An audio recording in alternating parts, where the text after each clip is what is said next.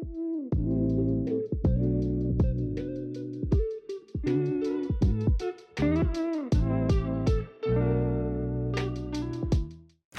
up guys, welcome back to Aquatic Elements. Today we are at James's Fish Room down in Crawley, United Kingdom. And we're going to be taking a tour around this epic fish room. We're going to be looking at his planted tanks. He's got some real oddballs and rarities, and heading around the house checking out some more of his aquariums. So join me as we head round and let's check them out. So thank you very much James for showing us around, I guess, your house and also your fish room as well. Yep. If you could maybe take us through the first tank that we've got here in the living room. Well, the first one is a sort of a copy of a biotope of a slice of Tanganyikan, so African lake. It's filled with fish from Lake Tanganyikan. So there's compressor sips, ornate julies, multi-shell dwellers, ocellatus. There are some cuckoo catfish in there that will be hiding around, lemon cichlids. So it's still work in progress. When I was building the tank, there was a shortage of the stone that was in there, but fortunately the fish bar managed to get me another, I think it was 40 or 60 kilos of rock to fill the tank. So there's about, I don't know, 200 kilos in there, and probably 200 snail shells, which are what the shell dwellers obviously dwell in. Yeah, love to be in. But obviously most of the shells get buried, and no matter what I do with the substrate and the rocks, they will rearrange it literally overnight. How they want to. So that sand, this tank was only set up, I think December time after we moved. Yeah. So that sand was dead flat, the stones were in different positions, so they undermine all the rocks, and you can see they build their homes under the rocks, and so I have to check the rocks when I'm cleaning, check the rocks are stable. Yeah. And I'm almost at the point some of them will have to be stuck or aquarium sealed in place. There's probably 200 odd shells in there as well. Yeah. But they bury them, use them, move them around. So every now and then I sort of have to not rebuild it, but move it about a bit. Move it about, redecorate. take some of the shells out, clean them, put them back. And they're just catering grade escargot shells, so they're for French restaurants. I see.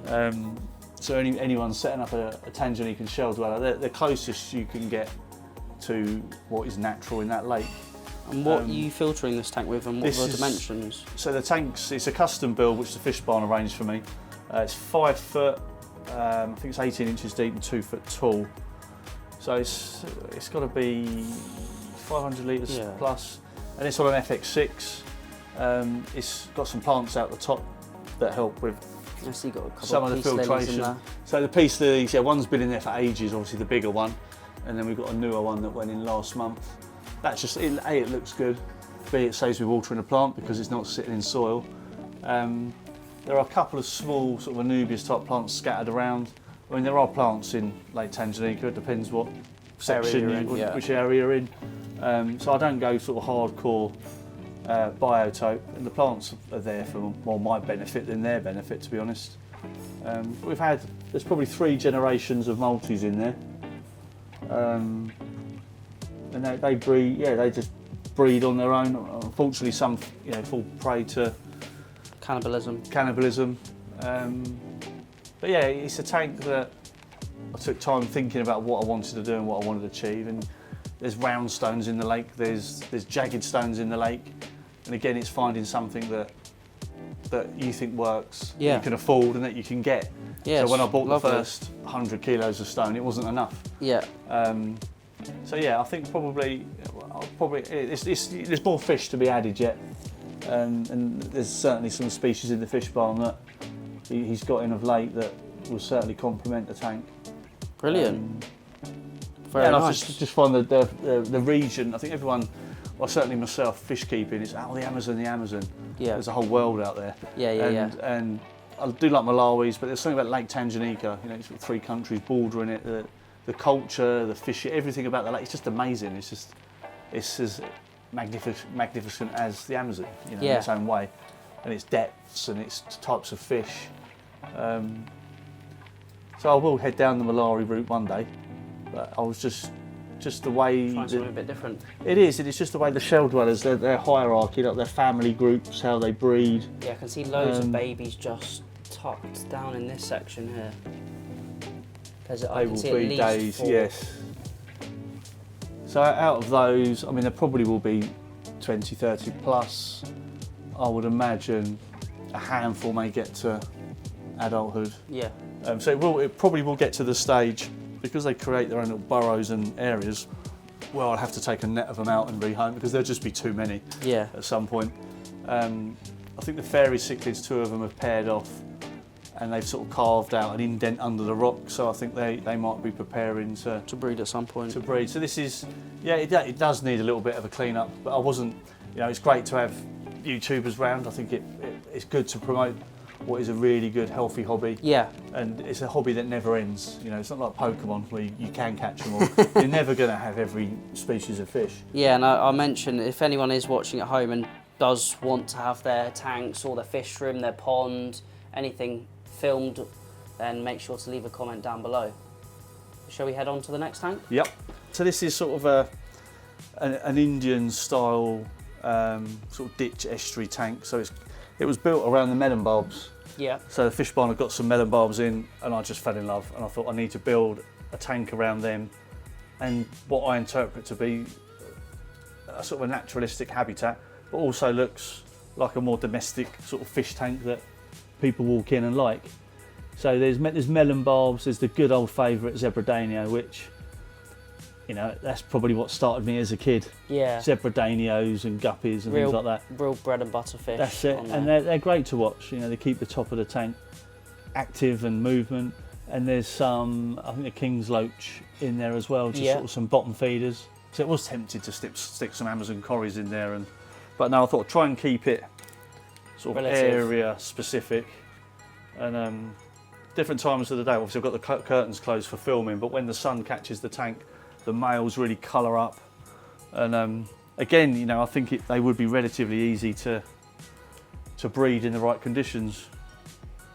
And I know you did mention the fish barn. I think the video should be already out. We did a couple of episodes there on the main shop and also the quarantine room and the little behind the scenes area as well. Really nice tank though. What are you using to filter? That's got an FX2 on it. Oh no, it's got the 307 on it. Yeah. It's got the 307. So it's not massively stocked. So keep an eye on the food. Algae's an issue because it is by the window. So anyone setting up a tank, or a second tank or a third tank, you know, light can play an issue. So I do have to keep on top of the algae. And it's a showpiece. It's in the living room, so it's got to look half decent. But again, you know, I let the plants grow in funny directions around the tank. I just let it be sort of natural. Yeah. And occasionally I'll just trim it all back and it looks like a brand new tank again. Yeah. No, it's really, really nice. Thank you. I've got some botanicals in there, and again, it just gives them interest. You know, it's to try and recreate their natural behaviours as best you can. Yeah. And they're a great fish. The melon bulbs. You know, you have these periods. You say, "Oh, I'm never going to have bulbs. No, I'm not interested in bulbs." Next thing, you've got a tank of bulbs, and it starts a whole new journey off. And I think that's why I like it, is that it's never ending. You know, new species are found, certainly in the Amazon. Yeah. But it feels like every month. But the oddities and rarities, you know, they come into the hobby for a few months and then they disappear and you can't find them anywhere. Yeah. And then someone breeds them and there's 500 in circulation. So. Awesome. Shall we head upstairs, check out some of the other tanks you got? So moving on to, are these your son's tanks, did you say? This is my son Toby's tank. So he's the one that reignited the passion for fish keeping. And it was for his birthday a few years ago. He wanted a tank, and I used to keep fish as a kid. And obviously things had moved on from the gravel filter day, under gravel filters and things like that. And it was through YouTube that Toby, you know, ironically living a mile from the fish barn, it was Toby that found another YouTuber that filmed at the shop, that we realised there was a tropical fish shop on our doorstep. Yeah. And I've driven past it for 10 years. And so these are Honduran red points. And it's a species only tank, and I keep begging him to put a bristle nose or something in there to clean it up, because his bedroom gets full sun. As you can see by the plants, it's just, you know, cleaning plants I don't mind cleaning glass, I don't mind scraping rocks, but taking plants out and trying to clean it off is a pain. But he likes it naturalistic as well. They have had fry a few times, And I think next time they do, I think we'll extract the eggs or the fry earlier before they get predated on. Yeah. And he keeps his light, because it's like his bedroom and he's a teenager, that's his natural life, if that makes sense. So that's why it looks a bit like that. But you know, he spends a lot of time tinkering with it, and yeah, that's on a 207, and there is an internal filter as well, and that's just in there as a backup. I think it's a U4. Yeah, I think that's a bigger one. So that's just running slowly.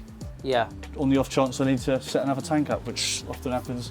And this is his latest one. It's a couple of weeks old, this tank, and there are 3 sheep pedicara at the back. Yeah, I don't think we're going to get them on camera. I don't today, know. They don't even really come out to food. You have to sort of leave them. I don't know whether it's because it's by the door and they get spooked easily, and I think perhaps the lack of planting. But he did try and go for, you know, again, good old internet and YouTube research, a sort of a rock area where they would live. But obviously they live in planted areas as well, so it might be that we had some plants and they'll come out a bit more. Awesome. Shall we head through to the fish room then? Yep. Bedroom 4, or the fish room. And I did get my weights checked with an engineer before we constructed. So all of you thinking of an upstairs fish room, do consult an engineer, would be my advice, to make sure you're not overloading your joists. But yeah, this is my hobby room. This is primarily sort of my space for fish keeping. So there's your bread and butter fish, which I love. There's a few oddities, a few rarer fish, a few breeding projects. Just as the hobby evolves, really. So yeah. Would you mind taking us through maybe tank by tank? Yeah, I can do tank by tank. So a lot of my tanks are these Aquarium. I think they're like just under 90 litres, which again, fish barn stock can get hold of. And I just think they're a really great size starter tank. Yeah. I mean, I've got 40 litre tanks as well. They're good for pairs and breeding, but these are a really good size tank for all types and sizes of fish. So in here I've got super orange aquadens. So I managed to harvest the fry, I think it was about 3 weeks ago now. So they're actually spawned in a tank full of fish, all South American and we'll see that one fish. in just a moment. So I used the tube and took the fry. Obviously the parents weren't too happy and were attacking the tube, but it was the only way for the fry to survive. So I think there's 50 to 60 fry. They're fed 3 times a day, quite heavily fed to get the growth on. Again, that's on a Fluval 207 for the filtration, and I've let the moss and the leaves gather around the inlet to stop the fry going in there. Just provides, you know, it did have a bit of filter foam around it to stop the fry. Again, it's got a bit of mulm in it. It had fry. It did have polar parrot fry in it at one point that didn't make it. But again, it suits the, you know, it's a plant dumping ground. If I've got some plants that I don't want to chuck out or want to give a second chance to, or I've bought too many, it'll go in there and help with the filtration. And I can see you've got some duckweed at the top. I like duckweed. It's a pain. If you don't like it, you don't want it. In some aquariums, I've left it in there purely. It's sucking out the nutrients and keeping the water cleaner, and it gives the fry a less intensity of light. The only thing with those tanks, the lighting's brilliant, but you can't, there's no adjustment. It's on or off. It's on. But it's great for a planted tank. Just don't leave it on for 10 hours. But so they're good, affordable tanks. The tank below, I've got a pair of full mask. Better. Are we going to agree on better is the term? Yeah, better, not beta. Better fish. So these are full mask end tutors. So these are stunning. I think these have got to be my favourite fish, and I'll try and maybe put my hand out. I'd say they're probably the male's 4.5 inches. Yeah, 4.5, 5 inches. They're like mini snakeheads. I don't think I've ever seen them before, but stunning, like blue. Again, it's another fish barn rarity. I like I got into this type of fish. They're very sort of prehistoric looking. They haven't got the size of some of the snakeheads and things like that. Yeah. And they're rare. There's probably not any pairs for sale in the country. I don't know. I've not looked because I've got a pair, but Elliot kindly got these in for me, and I've had them. I think 6 months. Yeah. So the plan is this is a planned breeding project. So the tank, I tend to not interfere with them too much. There's sort of what some might say nest building activities. They do your mating dances, you could say. Yeah. But I just think they're great fish to watch. They're sort of very majestic. Yeah, they're like mini monsters, aren't They are they? mini monsters. They've got a ton of botanicals in there. TDS is quite low, pH low. Do you use RO on this tank? I use RO, so probably when a water change, it's 50-50. Yeah. But I just keep an eye on it. You don't want it going too low and crashing. But I'm confident at some point, they may not be at full sexual maturity, or the conditions aren't right. There's lots of there's not lots of literature, but there's differing literature on to trigger the breeding. But the obvious things: water changes, cooler waters, temperatures, air pressure, food. They're fed a lot of live food. Again, fish barn get live food on a Friday, so it's normally a hive of activity down there with, normal domestic keepers and people that are trying to breed getting their live food. So they'll get live food probably 4 times a week, maybe 5. Just try and encourage them really. So again, I think that's on a 207 as well. Yeah. And so I like my fluvials. You've got some Valis, Crips, Amazon swords in Amazon there. swords, load of botanicals. Coming down to the next tank below. So this is an Aquarium tank, but it's another sort of 90 litre, good size aquarium. It's got curved corners. So this is sort of the Tetra tank. I'm quite into sort of species only tanks, and my son is as well. So he had a tank of just Harlequin Tetras. I had a tank of lemon Tetras, and they've ended up together with some miscellaneous Corys, neons. As your sort of hobby evolves, and I think that's the beauty of having a couple of tanks or more, is that you can move things around and switch them up. Yeah. I mean, I like things in groups because that's in nature, that's what they do. So when you're down to sort of 3 neon Tetras, I put them in with the other Tetras. In fact, I've just seen a Zebradania and I was convinced I caught them all out. I spotted one there, yeah. I thought I moved them all down. What I have got in there are 5 or 6 red-tailed penguins, which they were purchased with the intent of a breeding project. So they're sitting down there at the moment, bulking up. See if I can. So when I've grown on the aquadens in the top tank, I'll move them up. I have got a homemade mop that I made in there, and I have had eggs a couple of times. Not sure from who or what. So yeah, again, it's trial and error. It's a different fish. You don't. I can't say it's a rare fish. I don't think I've seen them before, but you can spot but one. They're not common in the hobby, and it's something different. But they are magnificent jumpers. They can jump through a hole the size of a 50p piece. Really? So I did have 8. So I've got foam in all the holes, filter foam in the holes around the tank where filters go in and out. So they literally can find a gap, and then they're on the carpet dried up. So we're starting on the top? Yeah, move up to this one. So this is another pair of fish. I've got a pair of brown Acaras, and they have laid eggs 2 or 3 times, certainly twice. Typically they lay on the egg. They're carers, so they fan the eggs. I've not had any fry. There is a bristlenose in there, which could be why things haven't survived. He's a pain to get out. So if it's meant to happen, I think it will happen. Again, the tank's sort of quite natural.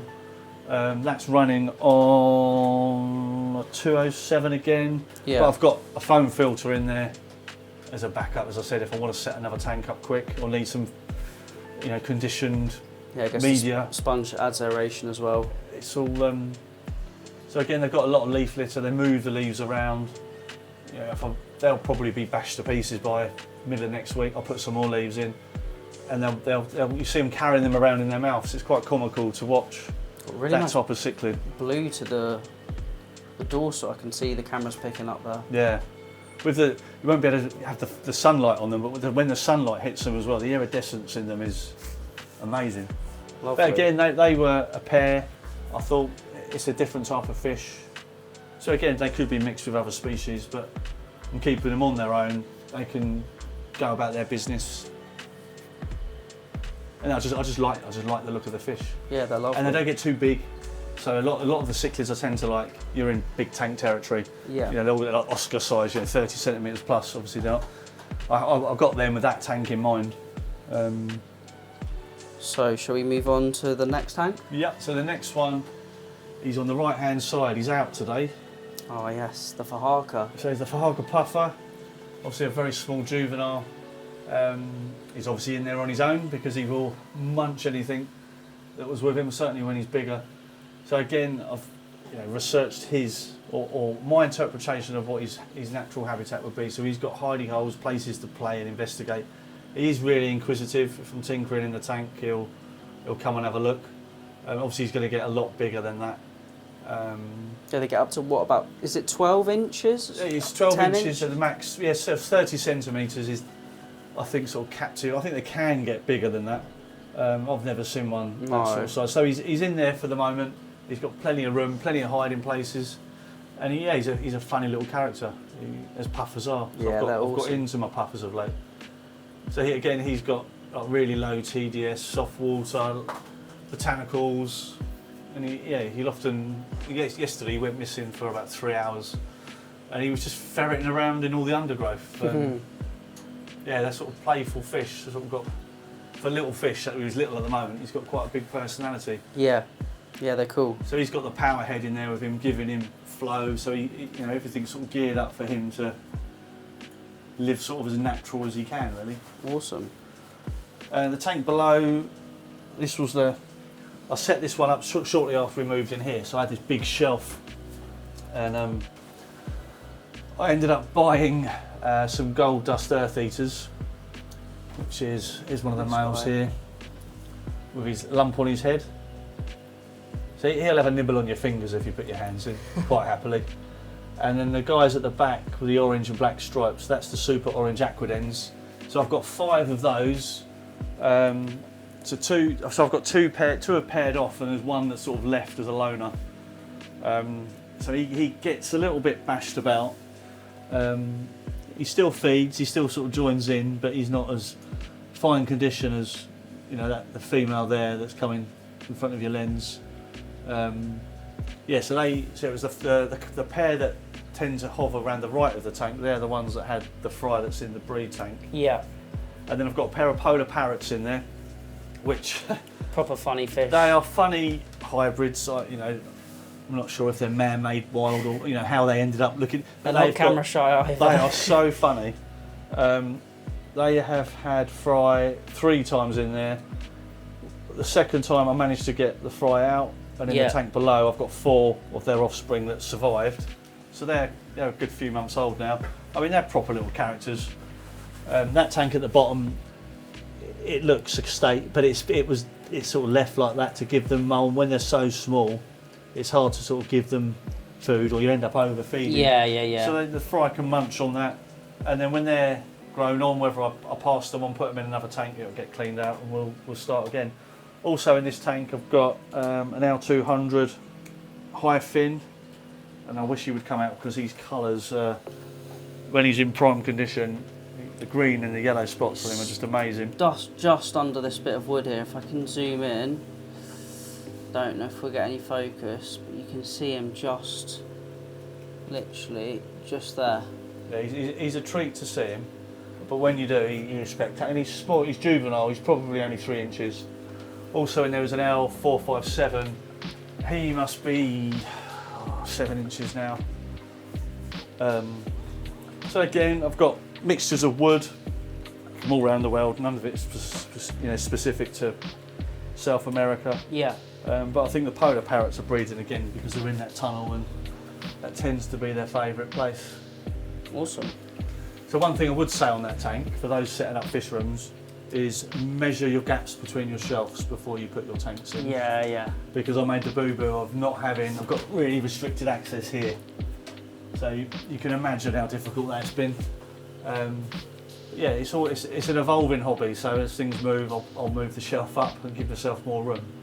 So the bottom tanks, we looked at the polar parrots. The left-hand one, I have in there a Congo puffer. So a smaller species. I might have to throw a bit of food in. I can see him, he's coming. Is he coming? Yep. Here he comes. This end, a little bit of that. I'm going to go for it, I guess. So he's got a bit of growing to do. He was in a group with, 7 or 8 other Congo puffers, which were bigger than him, and he was getting a bit bullied. So he is in there with Corydorus, which is not ideal, but he is very, very small, so he won't stay in there for long. The reason he's in there with the cories is that's my breeding colony of cories. Are they bronze cories? They're bronze. I have got a couple of stir-bys in there. Yeah. And there are some fry in there, a month old. They're coming to life now, the bloodworm's gone in there. So they're in there mopping up what he doesn't eat. He's been a bit of a fussy eater, so he's been fed 3 times a day, and he mainly likes frozen food. In fact, that's his go, mysis or bloodworm. Fresh, he just looks at it. So at the moment, he's in there because I know the cories will mop up the excess. Yeah. I think when he's bigger, I think as a rule, it's not advised to put any cories with your puffers, but at the moment, he says, it's working. Yeah, they've just cleaned up all of that bloodworm. Yeah. So he's fed little and often at the moment, and he's a lot fatter than when he was when I got him. So he's putting on the weight. The next tank, middle one, that is a disgustingly algae looking, loads of leaves and litter, but it's a pair of corvetted killifish, and in their native habitat they live in very dirty ditches. Yeah. Again, they're, I wouldn't say rare in the hobby. Very shy species. I don't think they like being at the bottom. I think I just had this feeling some fish prefer to sort of be tucked. I think they'll prefer to be on the top, tucked out of the way. So the top tank, which is the step ladder tank, they're all bristlenose in there. So there's a good breeding colony. Yes, I have more than one male, but I've got plenty of cage, plenty of wood. This tank might be changed into maybe an archerfish tank, I don't know. But yeah. It's an ever expanding, evolving hobby, isn't it? Exactly. And I think if you're in that's why I support sort of local independent shops of any type, but like the Fish Barn, we've got a community where they can get you anything you want. Yeah. And also you've got the ability and connections. Oh, actually, I've got some bristlenose, and you make friends in the shop, and you can share the love, so to speak. Yeah, exactly that. It's nice to bring the hobby together, the hobbyists together, and the community together. That's it. I think it's it keeps it going. In the middle tank, I've got 3 Amazon puffers, which are lunatics. Yeah, I can see them dancing about at the back. I think I can give them some food. They're probably thinking there's people in it. You've got 3 types, haven't you? You've got the 3 types. Amazon, the Congo, and the Fahaka. Yeah. A couple have spotted it now. So I have got some laser cories in the bottom, but again I've got a heavily, there's quite a bit of planting, there's a bit of cover. I've not had any issues, but it's not, it's not by the book, if I'm honest. So anyone watching, I think most people say don't put anything in. I mean, you hear of people putting Amazon puffers in with all types of fish, and it working. It might work for some, it doesn't work for everyone. So every fish is different, isn't it? It personalities and everything, temperatures. There's so many variables. I think for anyone starting out, stick to the book and listen to your local fish shop. But it works for me. It's certain, the cories do pick up the excess food, and the puffers sometimes will feed and feed and feed. But they're fun to watch. I mean, they do glass dancing? What's it called? They just swim. I like the glass surfing. Glass surfing. Get a little bit of that. When I first had them, it was more apparent. But again, they've got a power head in there, so they've got some flow they can swim in. It's trying to sort of recreate the natural habitat. Yeah, it's clear. Yeah, I mean, you can get really bogged down in glory to people that create genuine biotopes. I think they're amazing. Some of the ones you see on YouTube. Yeah. They're just out of this world. Yeah, I try and buy from my local shop what they've got and make it work. And sometimes with plants and that, it's incredibly hard to. Yeah. So you've got to have what you like as well, and what suits your fish. I mean, you could probably take half of that out, and they'll be more than happy. But the bottom tank is my bow-fronted, you could say, yes, community tank. So I have actually got 5 full-size keyhole cichlids in there, which may come out of a bit of food, or they'll say there's people in the room, we're not interested. I've got 3 Delta Angels, I've got a couple of blueberry Tetras, which you don't see very often, a couple of flag Tetras. There will be, I don't think there's any cory in there, there will be a bristlenose or 2. I'll have feeding spoons. I do like a spoon to. Here we go. It's amazing. A lot of these tanks that you're seeing, there's so many fish just hiding away, and as soon as that food goes in, they just come to life. The keyholes are stubborn. They will wait. Those angels are lovely.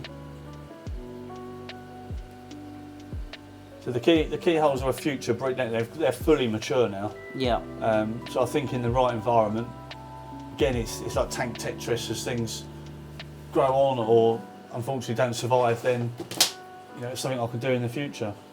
But the keyholes are proper slabs of fish. In fact, record size, I would say. It's a shame they're not going to come out. But yeah, I can see a couple of them just tucked But you behind wouldn't think there's the five in there, but they just sort of hide in the wood. There's one coming through the leaves now. Chuck a bit more in. They get easily spooked. And I've tried putting them in different tanks. They've had different tank mates.